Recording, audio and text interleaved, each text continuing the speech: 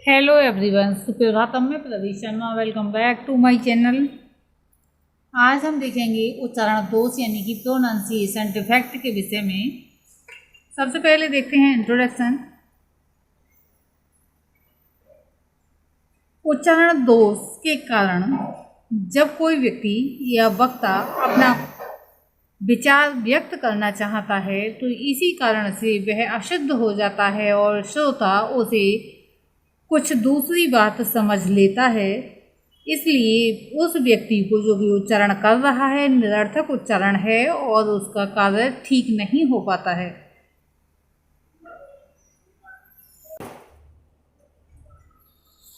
पाणिनीय व्याकरण शिक्षा के अनुसार संस्कृत की मूल ध्वनियाँ 63 या 64 थी। धीरे धीरे लुप्त स्वरों का प्रयोग समाप्त होता गया। अब लौकिक संस्कृत की वर्णमाला में जो वर्ण आते हैं वे हैं स्वर वर्ण हैं आ ई उ रिर लिर ए आए ओ और औ।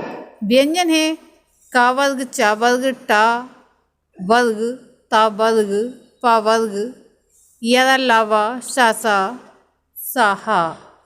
तो ये जो वर्ण हैं अभी भी हैं। अनुस्वार जो कि एक अनुस्वार बिंदी के रूप में लगाया जाता है, विसर्ग और अनुनासिक। छा, त्रा और ज्ञा संयुक्त वर्ण है। त्रा का उच्चारण प्रायः शुद्ध किया जाता है। छा का उच्चारण प्रायः कुछ या ज्ञा का उच्चारण ज्ञा यानी कि आधा गा और या अथवा ज्ञम आधा गा या और अनुस्वार साथ में लगाकर किया जाता है। ऐसा उच्चारण अशुद्ध होता है। इन संयुक्त अक्षरों का उच्चारण उन्हीं अक्षरों के अनुरूप होना चाहिए जिनसे ये बने हैं। अब हम इसी के साथ देखेंगे संस्कृत भाषा में अशुद्ध उच्चारण का दोष यानी कि क्या क्या कारण हैं इस दोषों के या इस दोष के। तो सबसे पहले आइए देखते हैं अशुद्ध वर्ण लोप। उच्चारण के समय किसी वर्ण का लोप हो जाने पर ये दोष उत्पन्न होता है। परमात्मा के लिए परमात्मा, साप्ताहिक के लिए साप्ताहिक या साप्ताहिक, रामायण के लिए रामायण, कार्तिक के लिए कार्तिक। शब्द के उच्चारण में वर्ण का लोप है जो कि उच्चारण की दृष्टि से एक दोष के रूप में लिया जाता है। और वास्तविकता यही है कि अगर कोई शिक्षक इस तरह से पढ़ाएगा तो बच्चे वैसा ही लेंगे और हमेशा वैसा ही प्रयोग में करेंगे या प्रयोग में लाएंगे और वह यही सोचेंगे कि हमारे अध्यापक ने हमें यही सिखाया है और यही शुद्ध उच्चारण है।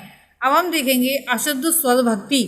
दूसरा पॉइंट, प्रेम के लिए प्रेम, प्रताप के लिए प्रताप, महात्मा के लिए महात्मा, जन्म के लिए जन्म। अशुद्ध स्वर भक्ति के उदाहरण हैं। इन शब्दों के उच्चारण में स्वरों का अवांछनीय योग मिलता है। थर्ड पॉइंट पर हम देख रहे हैं अशुद्ध आगम। उच्चारण में स्वर व्यंजन के अशुद्ध आगम में ये या फिर आगम से ये दोष उत्पन्न हो जाता है। जैसे स्त्री के लिए स्त्री, विद्वान के लिए विद्वान शब्द का उच्चारण किया जाना। ऐसे अनेकों शब्द हैं। एग्जाम्पल के लिए कम शब्द बताए गए हैं।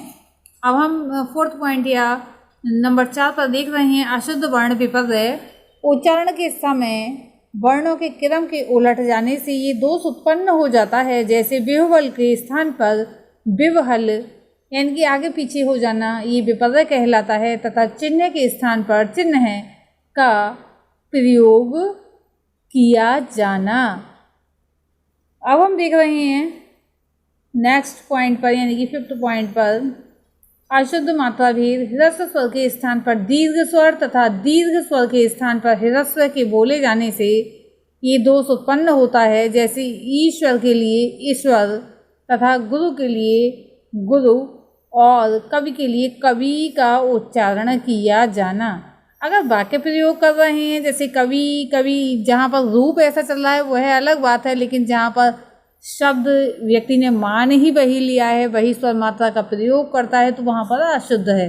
अब हम देख रहे हैं अनुनासिक दोष। जो अनुनासिक वर्ण हैं ओमंगनम के अशुद्ध उच्चारण से ये दोष उत्पन्न होता है। जैसे लवण के लिए लवन, श्रवण के लिए श्रवण। तो ऐसे अनेकों शब्द हैं जो कि इस दोष के कारण प्रयोग में लाए जाते हैं। अब इसी के साथ हम देखेंगे हकलाना। ये भी बड़ी प्रमुख समस्या है। हकलाना या अटक अटक कर बोलना। अटक अटक कर बोलने तथा हकलाने से भी त्रुटियां उत्पन्न हो जाती हैं, क्योंकि एक एक वर्ण का कई कई बार प्रयोग हो जाता है या फिर वह गायब हो जाता है, तो इससे दोष उत्पन्न हो जाता है। अगर कोई इस तरह से दूसरा बालक किसी अन्य बालक को बता रहा है, उसने वह सीख लिया, तो वो वही समझेगा जैसा कि वो है उच्चारित कर रहा है, जबकि उसकी वाणी दोष है, उसमें डिफेक्ट है हकलाने का। नेक्स्ट देखेंगे हम स्वराघात। स्वराघात भी इसका एक प्रमुख कारण है। अशुद्ध स्वराघात वाक्य में जिस शब्द पर बल की आवश्यकता हो उस पर बल ना देकर किसी और शब्द पर बल देने से इस वाक्य में जो है दोष उत्पन्न हो सकता है। आवश्यकता से अधिक ऊंचे या नीचा स्वर होने पर भी वाक्य व्यवस्था के अनुसार उच्चारित होना चाहिए। अधिक ऊंचा या आवश्यकता से धीरे स्वर की त्रुटियों को जन्म देते हैं। उच्चारण का स्तर आनुपातिक तथा वाक्य के अनुसार होना चाहिए। इसके अलावा हम देखेंगे वा और वा का अशुद्ध उच्चारण। वा के स्थान पर बा और बा के स्थान पर वा का प्रयोग होने से ये दोष उत्पन्न होता है। वचन के स्थान पर वचन, विकास के स्थान पर विकास, बहिष्कार के स्थान पर बहिष्कार का प्रयोग इस दोष के कुछ अन्य उदाहरण हैं। शा और सा का अशुद्ध प्रयोग करने पर भी दोष उत्पन्न होता है। शा के स्थान पर सा तथा शा के स्थान पर शा का जो उच्चारण किया जाता है वह दोष ही है। पाषाण के स्थान पर पाषाण तथा कश्यप के स्थान पर कश्यप स्थान ये बदलने के कारण, यानी कि शब्द या वर्ण बदलने के कारण ये दोष उत्पन्न कर देते हैं। इसी के साथ हम देखेंगे संस्कृत भाषा में अशुद्ध उच्चारण छात्रों द्वारा, यानी कि छात्रों द्वारा जो अशुद्ध उच्चारण होता है उसके प्रमुख कारण कौन कौन से हैं। संस्कृत छात्रों द्वारा उच्चारण में अशुद्धि प्रायः कुछ कारणों से होती है। जो कारण हैं वर्णों तथा शब्दों की ध्वनि का ज्ञान ना होने से, प्रयत्न लाघव के कारण से, जैसे राजेंद्र के लिए राजेंद्र तथा राजेश के लिए राजेश शब्द का उच्चारण। संस्कृत शब्दों का उच्चारण संबंधी अभ्यास न होने से, उच्चारण संबंधी प्रवृत्ति के विकृत बन जाने से, शारीरिक दोष के कारण जैसे नाक से बोलना, अटक अटक कर बोलना या हकलाना। स्थानीय प्रभाव से भी उच्चारण दोषपूर्ण हो जाता है, जैसे श के स्थान पर सा तथा सा के स्थान पर शा का उच्चारण होना। स्थान को अस्थान, स्नान को अस्नान बोलना भी इसके प्रमुख उदाहरण हैं। संस्कृत विषय के अध्यापक द्वारा विद्यार्थियों को संस्कृत ध्वनियों तथा शब्दों के उच्चारण के लिए विधिवत शिक्षा देनी चाहिए। संस्कृत अध्यापक को विधिवत शिक्षण के लिए जिन विधियों का प्रयोग करना चाहिए वे कौन कौन सी हो सकती हैं उनके विषय में भी हम बताएंगे। अनुकरण विधि का प्रयोग, आवृत्ति विधि का प्रयोग, परिवर्तन विधि का प्रयोग, अवरोध विधि का प्रयोग आदि। अब इसमें अनुकरण विधि के प्रयोग से होता क्या है कि बालक अनुकरण करके सीखता है। अध्यापक स्वयं संस्कृत ध्वनियों का तथा शब्दों का आदर्श उच्चारण जो है विद्यार्थियों के समक्ष प्रस्तुत करे, बाद में विद्यार्थियों से उन ध्वनियों तथा शब्दों का उच्चारण करवाए। संस्कृत अध्यापक के आदर्श उच्चारण के अनुकरण से विद्यार्थियों का उच्चारण ठीक रहेगा। आवृत्ति विधि का प्रयोग, यदि संस्कृत विद्यार्थियों का उच्चारण अशुद्ध हो तो संस्कृत अध्यापक का प्रयोग विद्यार्थियों से ध्वनि तथा शब्दों की बार बार आवृत्ति कराई जाए। जब तक विद्यार्थियों के उच्चारण में दोष दिखाई दे तब तक शुद्ध उच्चारण का अभ्यास करवाया जाए। परिवर्तन विधि का प्रयोग करके यदि छात्र जो संस्कृत विद्यार्थियों का संबंध ऐसे व्यक्तियों तथा ऐसे स्थानों से हो जहाँ पर उच्चारण संबंधी दोष विद्यमान हो तो वहाँ से विद्यार्थियों को हटा देना चाहिए, अन्यथा उच्चारण संबंधी प्रवृत्तियाँ सदा के लिए विकृत हो जाएंगी।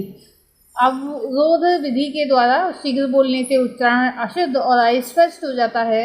ऐसी स्थिति में अवरोध विधि सहायक होती है, अर्थात संस्कृत के विद्यार्थियों को जल्दी और स्पष्ट, यानी कि जो अस्पष्ट वर्ण उच्चारण कर रहे हैं, शब्द बोल रहे हैं, उससे रोका जाए। कुछ समय तक ऐसा करने से विद्यार्थियों के बोलने की गति ठीक हो जाएगी और उनका उच्चारण भी स्वतः ही ठीक हो जाएगा। पूर्णता विधि का प्रयोग, इस विधि में एक वर्ण अथवा शब्द से के शुद्ध उच्चारण पर ही नहीं पूरे पद या वाक्य के शुद्ध उच्चारण पर बल देना चाहिए। अब हम देखेंगे संस्कृत का शुद्ध उच्चारण एवं पठन। संस्कृत शिक्षक को आदर्श भाषण करते समय शुद्ध उच्चारण करना चाहिए। संस्कृत अध्यापक द्वारा क्लिष्ट शब्दों का श्यामपट्ट पर स्पष्ट रूप से लिखकर उच्चारण अभ्यास कराया जाए। अध्यापक द्वारा उच्चारण अभ्यास सुयोग्य छात्र से पहले तथा अन्य से बाद में कराया जाए। अध्यापक द्वारा संयुक्त शब्दों का संधि विच्छेद करके उच्चारण अभ्यास करवाया जाए, जिससे संयुक्त अक्षरों का बालक ठीक प्रकार से उच्चारण कर सकेंगे। संस्कृत अध्यापक द्वारा शुद्ध उच्चारण के लिए वर्णों के उच्चारण स्थान का ज्ञान भी आवश्यक है तथा छात्रों को जीभ, ओष्ठ एवं कंठ से शब्दों की ध्वनि निकालने का प्रशिक्षण दिया जाए। संस्कृत अध्यापक द्वारा नवीन शब्दों को रोक रोक कर बोला जाए, जिससे छात्र शब्द से परिचित हो जाएं और ठीक प्रकार से उच्चारण कर सकें। संस्कृत अध्यापक द्वारा कठिन शब्दों के उच्चारण अभ्यास के लिए छात्रों को गृह कार्य दिया जाए।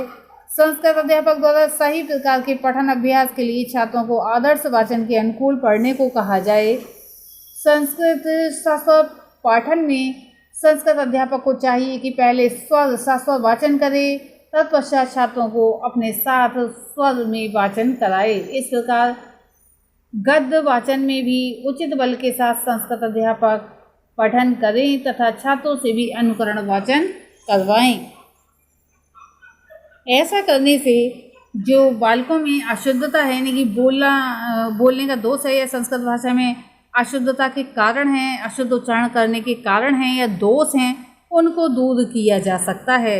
इसलिए जो भी वर्ण हैं, पहले वर्णमाला सिखाई जाए, उसमें स्वर सिखाए जाएं, व्यंजन सिखाए जाएं और जो संयुक्त व्यंजन हैं उनके बारे में भी उनको ठीक प्रकार से ज्ञान कराया जाए, जिससे कि बालक शुद्ध उच्चारण स्वतः से ही करने लगें। जब भी बालक ठीक प्रकार से उच्चारण करने लगेंगे तो दोष की कोई यानी कि स्थान ही नहीं रहेगा दोष उत्पन्न होने का, और वे बालक हमेशा शुद्ध उच्चारण ही करेंगे। तो आज की इस वीडियो में आपने देखा उच्चारण दोष के विषय में, प्रोनाउंसिएशन डिफेक्ट के विषय में क्या क्या कारण हो सकते हैं अशुद्ध उच्चारण के, जिसमें अशुद्ध वर्ण लोप, अशुद्ध स्वर भक्ति, अशुद्ध आगम, अशुद्ध वर्ण विपर्य, अशुद्ध मात्रा भेद, अनुनासिक दोष, हकलाना, स्वराघात आदि हैं। आज के लिए इतना ही। धन्यवाद।